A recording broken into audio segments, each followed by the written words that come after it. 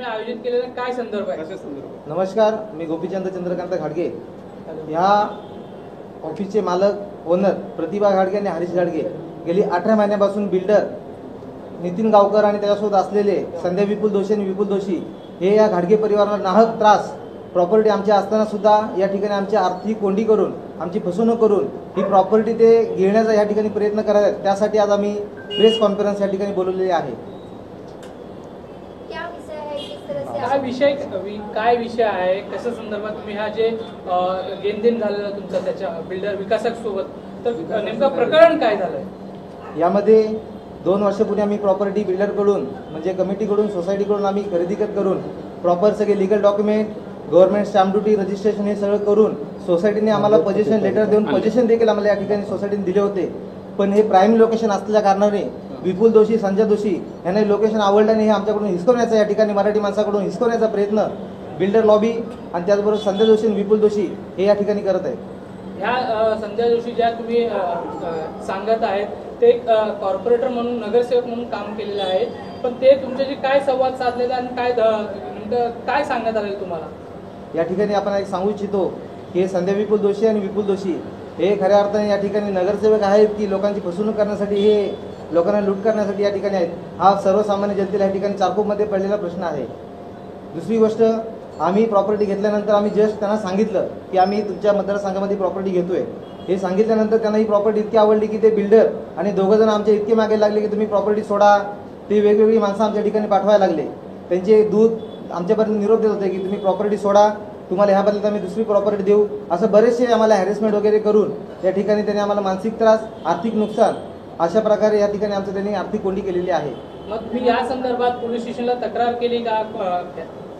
या ठिकाणी आम्ही गेली 2 वर्ष वारंवार आम्ही या ठिकाणी पोलीस स्टेशन असू द्यात, सिटी ऑफिस असू द्यात, पोलीस कमिशनर असू द्यात किंवा मंत्रालय असू द्यात, सगळ्या ठिकाणी आम्ही पत्रव्यवहार करून, म्हाडामध्ये देखील आम्ही पत्रव्यवहार करून या गोष्टी केलेल्या आहेत. परंतु हा विपुल दोशी, संजय दोशी सत्तेचा, पैशाचा इतका गैरवापर करत आहे की प्रत्येक ठिकाणी तो त्या ठिकाणी पोहोचून तिथे आर्थिक, राजकीय सगळ्या गोष्टीचा दबाव आणून आमचं प्रकरण या ठिकाणी दाबण्याचा तो प्रयत्न करत आहे. या संदर्भात आता मागणी काय आहे? आमची मागणी आहे की त्यांनी आम्हाला जो काही त्रास करत आहेत तो आमचा त्यांनी पिछा सोडावा आणि आमची जी प्रॉपर्टी आहे ती आमच्या ताब्यामध्ये आहेच, परंतु जी काही हॅरेसमेंट आम्हाला करत आहेत ती त्यांनी या ठिकाणी थांबवावी, एवढीच आमची विनंती आहे. काय केलं? आताचे पेपर जेवढे होतात 13 यामध्ये आम्हाला धमकीचे फोन देणं, वारंवार या ठिकाणी त्यांचे गुंड पाठवणं, आमच्यानं खंडणी वसूल करणं, असे बरेचसे प्रकार या ठिकाणी ते करत आहेत की जेणेकरून घाडगे वैतागून या ठिकाणी प्रॉपर्टी सोडतील. या गावकरनी आणि ह्यांनी आमच्या असलेल्या प्रॉपर्टीमधले पूजा करत असताना देव देखील त्यांनी आमच्या बाहेर टाकलेले आहेत. तिथे बोलली की मराठी मंडळ इथे स्थान नाही आहे, तुम्ही झोपडपट्टीमध्ये राहता, चाळीमध्ये राहता, तुम्ही इथे तुमची काय अवकात आहे, इथे तुम्ही शॉप घेताय. जेव्हा त्यांना पैशाची गरज होती तेव्हा त्यांनी आम्हाला शॉप विकलं. आमच्या इतके मागे लागले की 2 महिन्यामध्ये आम्ही टोटल त्यांचा व्यवहार दिलेल्या वेळेच्या 10 दिवस आधी आम्ही पूर्ण केलेला आहे. आमच्याकडून 1 रुपयाची देखील त्यांची कुठे आम्ही कमी पडलेलो नाही आहे. परंतु हे प्राईम लोकेशन आल्यानंतर आपण सध्या बाजूला बघत असाल, McDonald's, natural ice cream, Kotak bank या बऱ्याचशा या ठिकाणी गोष्टी आल्यानंतर त्यांच्या लक्षात आलं की हा प्राईम लोकेशन आहे आणि आपल्याला पाहिजे. त्यानंतर आम्ही वारंवार बिल्डरला सगळ्या ठिकाणी आम्ही पत्रव्यवहार करून देखील ते आमचं कुठल्याही प्रकारचं काही गोष्टी ऐकत नाहीत आणि प्रॉपर्टी आज ही आमच्या ताब्यात आहे. परंतु हे जे काही मानसिक त्रास, हॅरेसमेंट जे करत आहेत ते त्यांनी थांबवावं, एवढीच आमची त्यांना विनंती आहे. वीज कापण्यात आलेली आहे, पुन्हा पाण्याचा नळ सुद्धा त्यांनी बंद केलेला आहे. कसं काय आम्ही करणार आहे? आता आम्हाला फर्निचरचं काम करायचं आहे, सगळं ऑफिसचं काम करायचं आहे, कसं आम्ही करणार?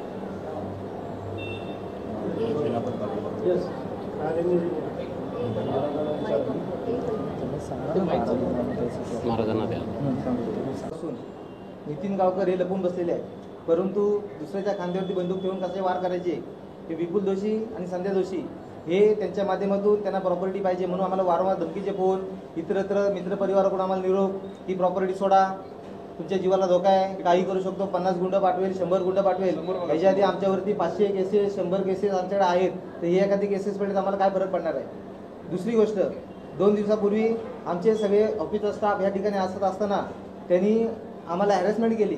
तिकडून त्यांनी गुंड पाठवले, स्वतः गावकर फोन घेऊन खाली आले, त्यांच्याकडे CCTV फुटेज देखील आहेत.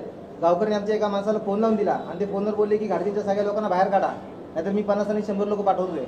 तेव्हा देखील आम्ही व्हिडिओमध्ये सांगितलंय पोलीस स्टेशनला देखील आमदारांचे खासदारांचे संबंधित त्यांचे जे काही आहेत बसणं उठणं झोपणं हे ज्यांचं एकत्रित होतं या सगळ्या गोष्टी आम्हाला कल्पना आहे, परंतु आम्ही कुणाच्या वैयक्तिक जीवनावरती आम्ही बोट ठेवू शकत नाही. एवढे आम्हाला आईवडिलांचे संस्कार आणि हे सगळ्या गोष्टी आहेत, परंतु या सगळ्या गोष्टी आम्ही डोळ्याने आणि प्रत्यक्ष आम्ही बघितलेल्या आहेत आणि प्रत्येक ठिकाणी ते आम्हाला हॅरेसमेंट करतायत, धमकीचे फोन देत आहेत आणि त्याच्या आमच्याकडे रेकॉर्डिंग सगळ्या गोष्टी आहेत. तो आपको धमकी मिल रही है, आपको हरेसमेंट किया जा रहा है, इस विषय को लेकर आपने पुलिस प्रशासन से हेल्प मांगी अभी तक? बहुत बार दोन वर्षापासून आम्ही हेच प्रयत्न करत आहोत. पोलीस स्टेशनला दिलेले आम्ही जवळपास 50 केसेस एक रिपोर्ट आमच्याकडे आहेत, या ठिकाणी कागद आमच्याकडे आहेत. आम्ही वारंवार पोलीस स्टेशनला 101 द्वारे 103 द्वारे आम्ही कंप्लेंट देखील दिलेले आहेत आणि त्याचे आमच्याकडे सगळे रेकॉर्ड या ठिकाणी आहेत. तो आपको दिखा सकते पेपर्स जो आपके पुलिस स्टेशन में पुरावे आपके दाखव. पेपर्स यहाँ पे सब मौजूद है पेपर. पोलीस स्टेशन हां हां हे ॲग्रीमेंट आहे सर्व. हे ॲग्रीमेंट आहे, सेक्रेटरी चेअरमनने ॲग्रीमेंट बनवलेलं आहे. हां ठीक आहे, तिथं तुमच्या इथंच घ्या. हां ठीक आहे ठीक आहे. त्याच्यानंतर हे पोझिशन लेटर आहे, त्याच्यानंतर हे अलॉटमेंट लेटर आहे, हे अलॉटमेंट लेटर आहे. त्याच्यानंतर हे आम्हाला उपनिबंधक आणि सभासदासाठी दिलेलं लेटर आहे. त्याच्यानंतर ते लोक पुढे गेले, वरच्या कोर्टामध्ये गेले, मल्होत्रा हाऊसला गेले, तिथे पण रजिस्टरनी आम्हाला स्टे घेऊन आम्हाला ते कंटिन्यू केलं. आम्ही लोकांनी EMI भरलेले आहेत, याचे पैसेसुद्धा भरलेले आहेत, आपले रजिस्ट्रेशनचे पैसेसुद्धा सोसायटीला दिलेले आहेत. EMI 18 महिने EMI जातात, बँकेचं पण हे आहे. 2 वेळा आम्ही पूजा केली इथे आतमध्ये येऊन आम्हाला पूजेसाठी. त्यांनी आम्हाला पोझिशन दिलेले आहे, त्या पोझिशनचे सुद्धा फोटो आहेत आमच्याबरोबर. हे बिल्डर नितीन गावकर आहेत. त्याच्यानंतर आम्ही इथं सत्यनारायणाची पूजा घेतली मार्च 2022ला, त्याचेसुद्धा फोटो आहेत. त्याच्यानंतर आम्ही गणेशपूजनाची पण केलं एप्रिल महिन्यामध्ये, त्याचेसुद्धा फोटो आहेत. त्यांनी आम्हाला सुरुवातीला हे सर्वांना दिलं, जे सगळे पूर्ण बिल्डिंग भरली, रेसिडेन्सवाले, पुन्हा त्याच्यानंतर खाली शॉपवाले, सगळ्यांना दिलं आम्हाला सोडून, बाकी सर्वांना दिला. आणि आमचा व्यवहार आम्ही 2 महिन्यात त्यांना कंप्लीट केला. हे बघा इथे आम्हाला सांगितलं पाण्याचं वॉटरचं कनेक्शन आहे, एक पाण्याचं आहे, ड्रेनेज आहे. आम्हाला सांगितलं तुम्हाला काही मिळणार नाही याच्यातलं, तरीसुद्धा आमच्याकडनं अंडरटेकिंग 12-14 पाण्याची लिहून घेतली, ते सुद्धा आम्ही त्यांना लिहून दिली. ते वेगवेगळे आरोप आमच्यावरती घेतात. सभासदाचे पेपरसुद्धा A to Z क्लिअर आहेत, तरी पण ते लोक पुढच्या कोर्टामध्ये अर्धे पेपर देतात आणि बोलतात ह्यांचे पेपर अपुरे असल्यामुळे ह्यांना सभासदत्व कॅन्सल करा. आणि हे सर्व विपुल दोषी आहे, तो सर्व करत आहे. आणि त्याच्यामध्ये काय तो इतके पैसे सर्व ठिकाणी देतो ना की आम्ही बादच होऊन जातो तिथे. म्हणजे आम्हाला उठायला जागा होत नाही, की आम्हाला 3 महिन्यानंतर असं वाटतं की आमच्या हाताला काय लागेल, पण आमच्या हातास काय लागत नाही.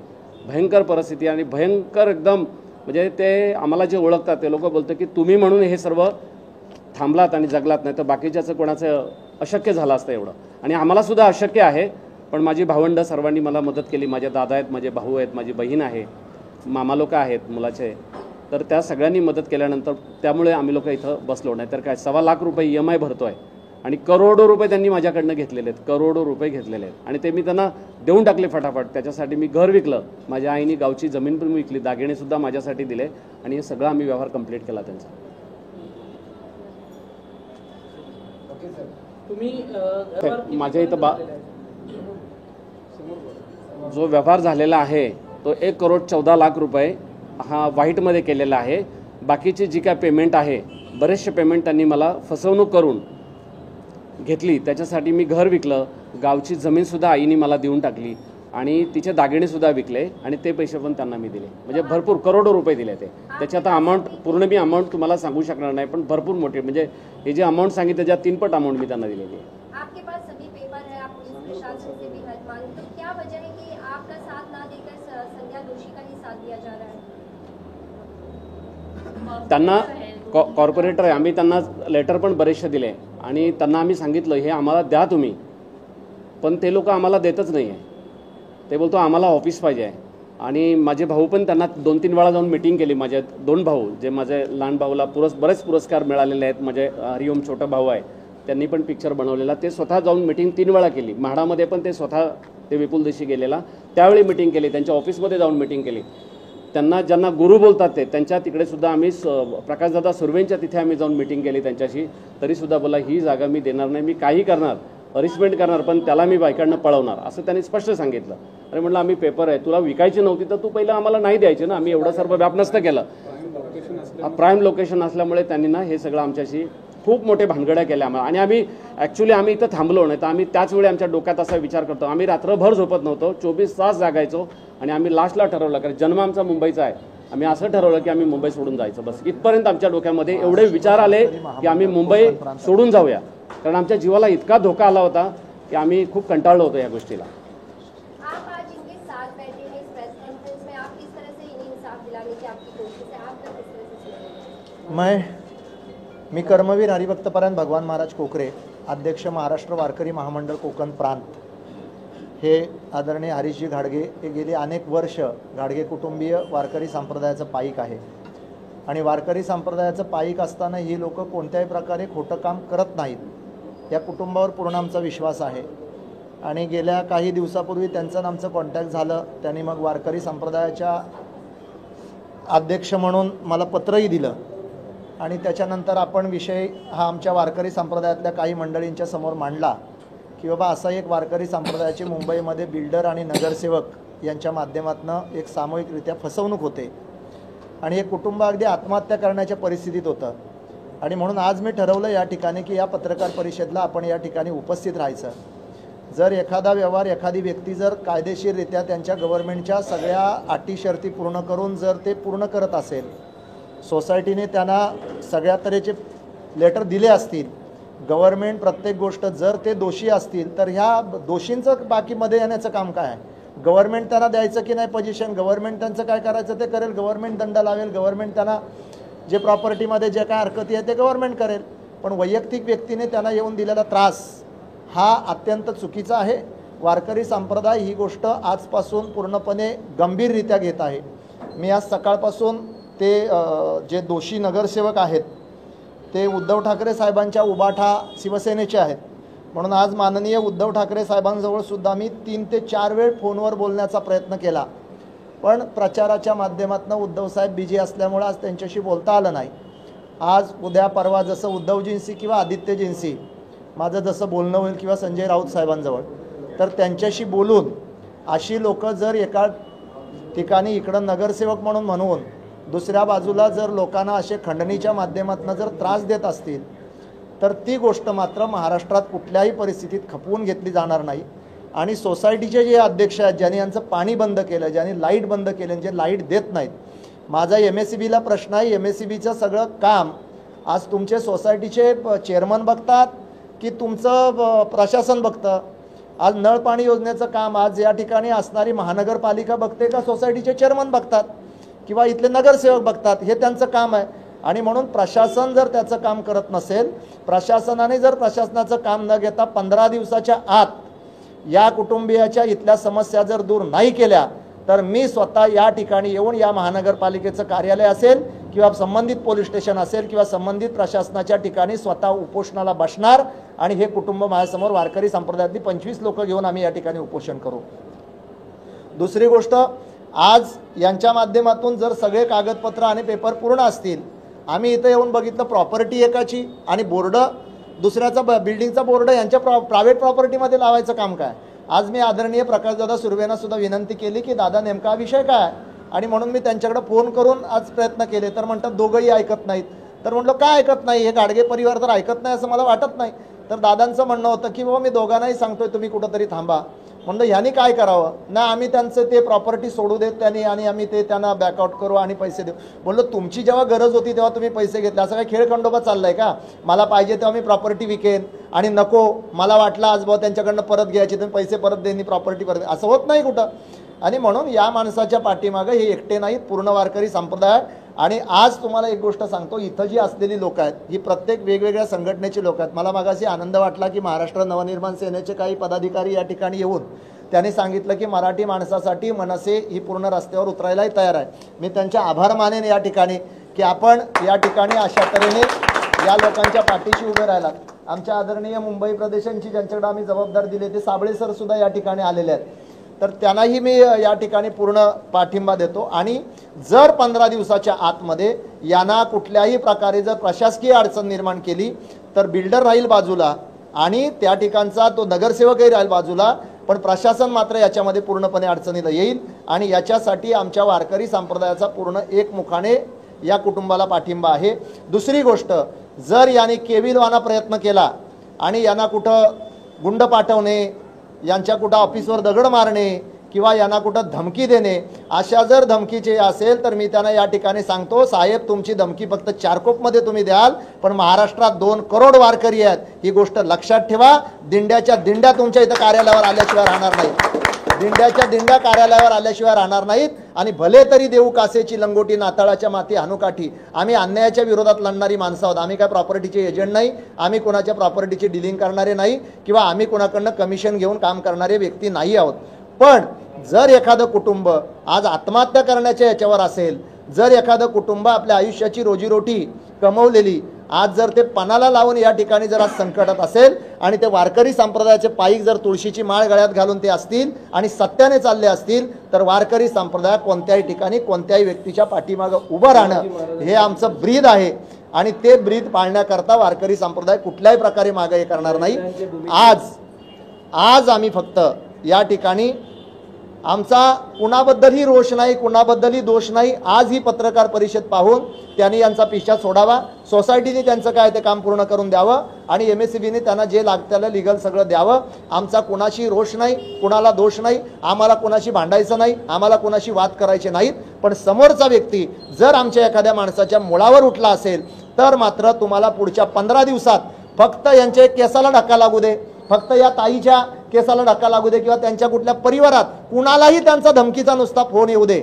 आज आदरणीय शिंदे साहेबांच्याकडे सुद्धा मी बोलण्याचा प्रयत्न केला, पण त्यांच्याकडं आज या प्रचार आणि इतर सगळ्या गोष्टीतून बोलणं होऊ शकलं नाही। तर लवकरच मी त्यांच्याजवळ सुद्धा, साहेब जर मराठी माणसाला मुंबईत स्थान द्यायचं असं जर ठरलं असेल आणि तर हे बाहेरनं येणारे दोषी वगैरे मारवाडी लोक जर या लोकांना त्रास देऊन इथं जर उकसून लावण्याचं काम करत असतील तर हे कधी खपवून घेतलं जाणार नाही। याचा अर्थ आमचा कुठल्याही जातीपंथाला विरोध नाही, पण जर आमच्या कोण अस्तित्वावर उठत असेल आणि जर आमच्या कोण माणसांना त्रास देत असेल तर तुम्हाला फक्त इथं हरीश गाडगे एकटे दिसत असतील। उद्या मी त्या दोषी साहेबांना सुद्धा सांगतो, विनंती करून सांगतो, साहेब तुम्ही तुमचा नगरसेवक आहात, तुम्ही तुमची कामं करा, बाकी इतर विकास कामं करा, बाकी सगळ्या गोष्टी तुम्ही करा, कुणाला त्रास द्यायचा आहे, कुणाकडनं काय करायचं ते तुमच्यात आम्ही वैयक्तिक डोकावत नाही, पण विनाकारण तुम्ही एखाद्या माणसाची एक कमकुवत बाजू पाहून त्याच्या कपाळाला टिळा आहे, तो वारकरी आहे, तो आम्हाला जर काय करणार असेल, आम्ही नगरसेवक आहोत, आमच्याकडे गुंड आहेत, तर तुमच्यापेक्षाही 100 पटीने गुंड वारकरी संप्रदायात सुद्धा आहेत। फक्त ते गुंड दहशतवाद करणारे नाहीत, ते गुंड अन्याय संपवणारे आहेत आणि तो अन्याय कसा संपवायचा हे वारकरी संप्रदायातल्या लोकांना चांगलं माहीत आहे। आम्ही या ठिकाणी येऊन सुद्धा तुमच्या कार्यालयाच्या समोर 500 वारकरी बसवू शकतो, पण ती वेळ तुम्ही आणू नका, विनाकारण कोणाला त्रास देऊ नका, आमच्या माणसाला त्रास देऊ नका। आमचं तुमचं काही राहणार नाही, आमचं वैयक्तिक कुणाशी काही देणं घेणं नाही, पण आज वारकरी संप्रदायाच्या याच्यात आज लिखित स्वरूपाने या विषय आला म्हणून वारकरी संप्रदायाने याच्यामध्ये इंटरेस्ट घेतलेला आहे आणि पूर्णपणे मी आज जर 15 दिवसाच्या आत प्रशासनाने यांना जर सगळ्या गोष्टी पूर्ण नाही करून दिल्या तर तो संबंधित अधिकारी मात्र या गोष्टीला दोषी असेल आणि त्या संबंधित अधिकाऱ्याने या बिल्डरच्याकडून आणि नगरसेवकांकडून खंडणी घेऊन ते काम करतात आणि लोकांना त्रास देतात। अशा तऱ्हेने आम्ही त्यांच्या विरोधात आंदोलन छेडू, अशा तऱ्हेने आम्ही त्यांच्या विरोधात पुढची पावलं उचलू आणि म्हणून माझी अपेक्षा आहे आज या पत्रकार परिषदेच्या माध्यमातून आज प्रशासन शहाणं होईल आणि यांना पुढचा त्रास होणार नाही आणि मला वाटत नाही की वारकरी संप्रदायाच्या पुढे जाऊन कोण त्रास देईल, पण दिलाच तर त्याला तशाच तसं उत्तर देण्याचं काम आम्ही निश्चित करू। आणि हे परिवाराला मी आज ग्वाही देऊन सांगतो की वारकरी संप्रदाय तुमच्या पूर्ण कुटुंबाच्या पाठीशी खंबीरपणे उभा आहे। वारकरी संप्रदायाची जेवढी ताकद लागेल ती तुमच्या पाठीशी खंबीरपणे उभी आहे। तुम्ही सत्याच्या बाजूने आहात म्हणून सत्याच्या बाजूने वारकरी संप्रदाय काही असेल एवढं बोलतो आणि सर्व पत्रकार बंधूंना या ठिकाणी परत एकदा आभार मानून मी माझ्या वाणीला पूर्णविराम देतो। रामकृष्ण हरी। जो माणूस एखाद्या व्यक्तीची जर नाहक हॅरेसमेंट करत असेल, जर एखाद्या व्यक्तीची प्रॉपर्टी छीनण्याचं काम करत असेल तर त्या ठिकाणी मात्र वारकरी संप्रदाय पूर्णपणे उभा राहील। आणि या संदर्भात मी आदरणीय त्यांचे नेते आहेत उद्धवजींच्याकडे बोलून आणि आदित्यजींना बोलून मी हा विषय लवकरात लवकर सोडवण्याचा प्रयत्न करेन। आज आम्ही उद्धवजींना पत्र सुद्धा तशा तऱ्हेचं लिहिलेलं आहे आणि त्याच्यामुळं हा विषय वैयक्तिक एका व्यक्तीच्या केंद्रित आहे, त्याच्यासाठी बाकी गोष्टीचा वारकरी संप्रदाय तसा काय हे करत नाही. तर कोर्टात देखील केस फाईल केली असं सांगण्यात आलं, काय सांगणार?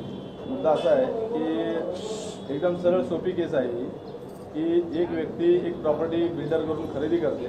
तशी ज्या पद्धतीने ही जी सोसायटी आहे, या सोसायटीने रिडेव्हलपमेंट झाल्यानंतर जो सेलचा पार्ट होता, त्या सेलच्या पोर्शनमधून जो कमर्शियल त्यांना जो गाळा आहे, हा घाडगे साहेब आणि त्यांची फॅमिली त्यांनी तो विकला.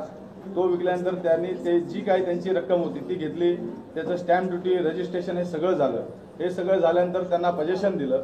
पजेशन दिल्यानंतर इथे जे विपुल जोशी आणि संध्या जोशी जे इथल्या ते गावकर म्हणून आहेत, ते सोसायटीचे चेअरमन आहेत, त्यांचे हस्बंड आहेत, तर ते पार्टनर या बिल्डिंग उभं करण्यामध्ये.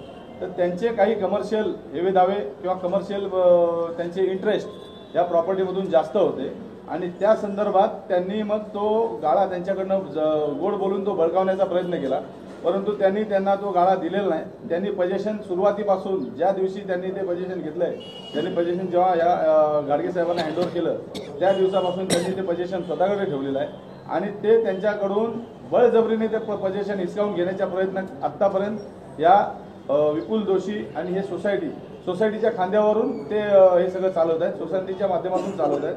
आणि गेल्या 1.5 वर्षामध्ये गाडगे आणि त्यांची फॅमिली यांना अतिशय म्हणजे अशा पद्धतीने कोणी ह्या मुंबईमध्ये तरी असा त्रास देत नाही, परंतु ह्या गाडगे फॅमिलीला त्यांनी बराच त्रास दिला. त्यांचं सभासदत्व रद्द करण्याचा प्रयत्न केला, परंतु त्यांनी कायद्याचाच मार्ग अवलंबलेला आहे आणि कायदेशीर मार्गाने त्यांनी अद्याप त्यांनी ती लढाई दिलेली आहे आणि ते बऱ्यापैकी प्रत्येक ठिकाणी कायदेशीर लढाई जिंकलेली आहेत. आत्ता सुद्धा त्यांनी गेल्या आठवड्यामध्ये इथून बाहेरून त्यांचे काही जे स्थानिक गुंड आहेत त्यांना पाठवून इथे जबरदस्तीने बळकावण्याचा प्रयत्न केला. या ठिकाणी घुसून आतमध्ये हा ताबा घेण्याचा प्रयत्न केला. अशा वेळेला सुद्धा गाडगे साहेबांनी ताबडतोब पोलिसांना त्याबाबत सांगितलेलं आहे. पोलिसांनी सुद्धा सांगितलं की ठीक आहे, जर या ठिकाणी लॉ अँड ऑर्डरचा काही इश्यू होतो तर आम्ही सांभाळू, परंतु तुमचे सिव्हिल केस असल्यामुळे तुम्ही कोर्टात जायचं आहे.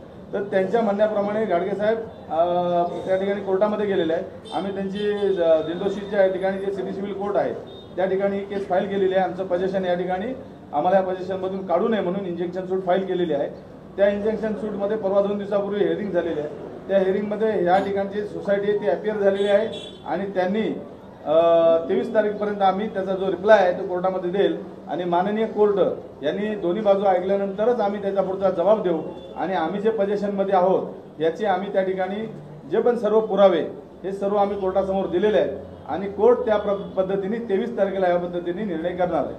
परंतु एक दुःखाची आणि खेदाची गोष्ट अशी आहे, मी जरी वकील असलो तरी ह्या ठिकाणी मी स्थानिक आहे आणि गाडगे साहेब यांच्यासारखा अत्यंत सरळ साधा माणूस आणि फॅमिली अत्यंत साधी भोळी अशी फॅमिली आहे आणि मराठी माणसाला या ठिकाणी अशा पद्धतीने या ठिकाणी आता नवीन ही कीड चालू झाली आहे की एक प्रॉपर्टी घ्यायची, त्यांच्याकडनं पैसे घ्यायचे, तीच प्रॉपर्टी त्या माणसाला काढून दुसऱ्या माणसाला जास्त किमतीने विकायची आणि नफा मिळवायचा असा कुठंतरी प्रयत्न आहे. त्याच्यामध्ये हा बळी जातो अशा माणसांचा. आज हे कुटुंब जवळपास 1.5 वर्षापासून म्हणजे 18 महिन्यापासून 1.5-1.25 लाख रुपये हप्ते भरतोय आणि हप्ते भरून सुद्धा त्या ठिकाणी त्यांना व्यवसाय करता येत नाही.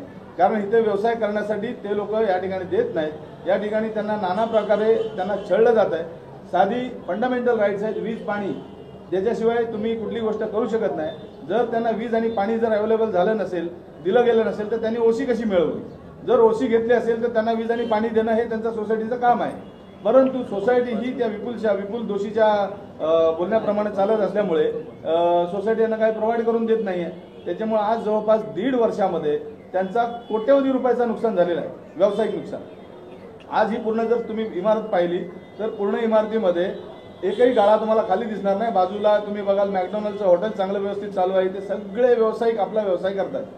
केवळ ह्या ठिकाणी ह्यांनाच व्यवसाय करण्यासाठी आडकाठी आणण्यात येते. म्हणजे हे कुठंतरी हे आपल्या महाराष्ट्रामध्ये ह्या अशा पद्धतीच्या वृत्ती या वाढता कामा नयेत आणि म्हणून या ठिकाणी त्यांना त्यांच्या मागे आज पूर्ण समाज, सर्व पक्षीय लोक असतील किंवा समाजामधले प्रतिष्ठित लोक असतील, समाजसेवक असतील, आज या ठिकाणी आपण पाहिलं साहेब पण आले, सर्व वारकरी संप्रदाय असेल. म्हणजे अशा जर एका माणसाच्या मागे जर एवढी दुनिया उभी राहत असेल तर याचा सरळ अर्थ आहे की ती व्यक्ती ही खरोखरच त्या ठिकाणी त्या लायक आहे आणि म्हणून दुष्ट प्रवृत्तींच्या विरुद्ध आपण सर्वांनीच एकत्र आवाज उचलून की त्या माणसाचं हे फक्त त्यांचं पजेशन आणि त्यांचा व्यवसायाचा विषय नाही.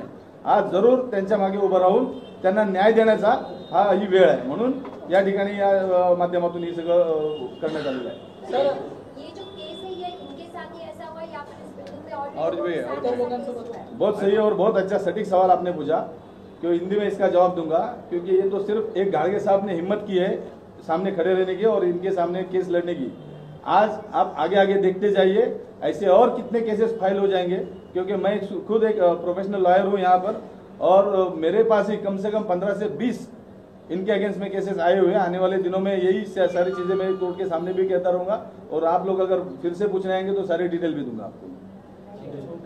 साठी राजसाहेब प्रत्येक वेळेला राजसाहेब ठाकरे हे खंबीरपणे पाठीमागे उभे आहेत आणि राजसाहेबांचा आदेश न पाहता आम्ही आमचे संपूर्ण महाराष्ट्र सैनिक, माझे महिला विभागाध्यक्ष आहेत, विभागाध्यक्ष आहेत, आमचे सरचिटणीस नयनजी कदम आहेत, यांनी मला सांगितलं की तुम्ही सर्व आपली टीम घेऊन महाराष्ट्र नवसेना मराठी माणसासाठी तुम्ही खंबीरपणे त्यांच्या पाठीशी उभे राहा, आणि आम्ही त्यांच्या पाठीशी खंबीरपणे उभे आहे। मला एकच सांगायचं आहे की संध्या विपुल दोशी आणि त्याचे पती विपुल दोशी गावकर हे लोकांना खूप प्रमाणात फसवत आहेत, पण लोकांना ह्या जनतेला आपल्या सोसायटीमधल्या लोकांना समजत नाही की थोड्याफार चिरीमिरी पैशासाठी आपली संपूर्ण हक्काची घरं त्यांच्या ताब्यात देत आहेत। जसं आज घाडगे साहेबांना इथे एवढ्या मोठ्यात फसवलंय आणि प्राईम लोकेशन असल्यामुळे त्याची प्राईस वाढत आहे, आणि त्या प्राईस वाढत असल्यामुळे त्यांच्याकडनं ते दुकान तुम्ही द्या आणि तुम्हाला मी पैसे देतो असं ते बोलत आहेत। आणि ह्याच्यासाठी आपल्या चारकोपवासियांनी गेले 15 वर्ष त्यांना निवडून दिले, पण ते 15 वर्ष विकास सोडून ते फक्त हे विकास कामं करायला लागलेले आहेत आणि त्याच्यातून पैसा कमवायला लागलेले आहेत। तर जनतेने फक्त त्याचा योग्य मार्गाने त्यांना आता त्याला धडा शिकवण्याची गरज आहे, आणि तो योग्य वेळ आलेला आहे। खूपसे असे जसे जाधव साहेबांनी आता सांगितलं, खूपसे केसेस आहेत। आजही आम्हाला आता एक फोन आला की वरून की आम्ही त्यांचा एक प्रॉब्लेम आहे आम्ही सांगायला, पण घाडगे साहेबांनी एवढं मोठं हे दाखवलेलं म्हणजे हे धाडस दाखवलेलं आहे, आणि त्या धाडसामुळे आज आम्ही महाराष्ट्र नवसेना पण खूप त्यांच्या खंबीरपणे पाठीमागे उभे आहे। केव्हा केव्हा ज्यावेळी मदत लागेल रात्री अपरात्री आम्ही त्यांच्या खंबीरपणे पाठीमागे उभे राहू। जय हिंद, जय महाराष्ट्र। जनतेची आता भूमिका काय असणार आहे याच्यामध्ये? मराठी माणसासाठी हक्कासाठी आम्ही कधी उभे आहे, आणि आमची संपूर्ण टीम आहेत। आमचे उपविभागाध्यक्ष आहेत, महिला विभागाध्यक्ष आहेत, विभागाध्यक्ष आमचे बाहेर गेलेत, नयनबाई येणार होते पण थोडे काय काम असल्यामुळे थांबलेत ते।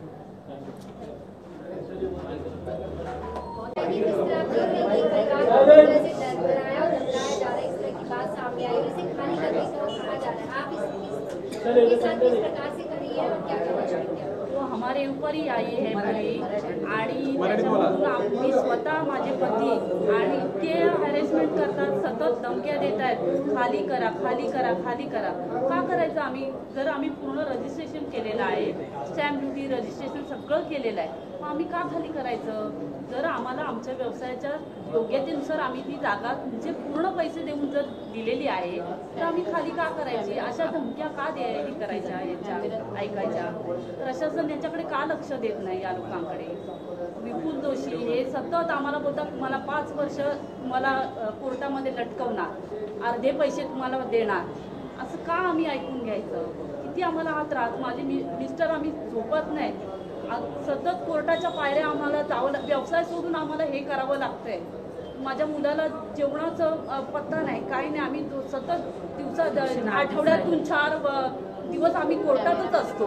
माझ्या मुलाचं शिक्षण त्याला मास्टर करायचं होतं या ऑफिसमध्ये येऊन, ते पण 1 वर्ष त्याचं वाया गेलं। काय हा या विपुल दोशीला म्हणायचं? किती येत राहत नगरसेवक म्हणजे लोकांच्या मदतीसाठी असतात की असं हॅरेसमेंट करण्यासाठी असतात? मी मुख्यमंत्री आणि गृहमंत्री यांना विनंती करते आणि उद्धव ठाकरे साहेबांना विनंती करते की ह्या संपूर्ण ह्याचा तपास करावा आणि आम्हाला न्याय द्यावा। बस त्याच्यामुळे मी पण आजारी झालो, हे मुलाचा आई, प्रत्येक आई असते ना, आई बघते का मुलाचा? माझ्या मूल झोपत नाही रात्रभर, जेवण टायमात जेवण नाही, रात्री 12-1 कधी बनवते खिचडी भात, काय नाही खायचं, काय जीवन, आणि तो पैसा कमवून कुणाला द्यायचा? पटवून द्यायचा आहे? माझा सोना नाना दिला, जागा जमीन दिली, रूम इकलं, सगळं केलं आणि मुलांना हे घेतलं। तो हा कुठं वादी होता, हा कुठं राक्षस होता? तो कसा त्याच्या पाठीशी आला आणि त्याला रेटवतो? 1.5 वर्ष माझा पोर रडतोय। हा काय, माझी मुलं वारकरी, आम्ही सगळी मुलं वारकरी, माझं 5 वर्षाचा नातवाट परतून झाला का मालगतली, आम्हाला काहीच माहीत नाही, आणि हे आमच्या मागं लागलंय ना, आम्ही आपले आप आमचं रक्त आटलं, पण ह्याला देवान तडपून तडपून तडपून तडपून तडपून जाऊ दे, असा कुणाला करू नकोस। अरे मानवीच्या हातात ना सुटतोयस ना, मराठ्यांना फसवतोयस, फसवणी केलेली बेकार असते। अरे देत नाही याचा पण घ्यायचा नाही, देत नाही. अरे तू देत नाहीस, घेतोयस. अरे तुझी किती हंडी भरल, पण जाताना रामरामच करीत जायचा हात हलवीत. कुठं घेऊन जाणार आहेस? आणि तू फसवतोयस ना, तर तुझ्या नाका तोंडात काय येईल ते बघ. म्हणते ना तीर्थ पिऊन तू जाणारच नाहीस. तीर्थ नाही जायचा तुझ्या तोंडात. तू रामराम करून खलासून जाणार आहेस. असा नको फसूस. लोकांच्या नाड्या बघ थंड पडल्या माझ्या मुलांच्या. हे बघ माझी मुलं वार करी, माझी नातवंडा, हे बघ माझं नातू जसं काय भाव, पण म्हणायचं नाही तुमचं मुलगं म्हणून. आणि मला परतुंडा 7-8 परतुंडा पण झाली. ती म्हातारी काय भाषण करीन, काय बोलत सांगा तुमच्या पुढे मी काय बोलू. माझ्या मुलाकनी बघून मी खलास झालोय. काय मला पडते लागले माझ्या काढण्या चुकता ज्याची मुलं चांगली, तिची आईला व्यवस्थित आई वडील राहतं, माझी मुलं व्यवस्थित आहेत. त्या मुलांचं काय बघायचं. सत्ता कष्ट करून शान त्यांच्या नशिबालाही. आता तुम्ही त्याचा विचार करा आणि सोडा.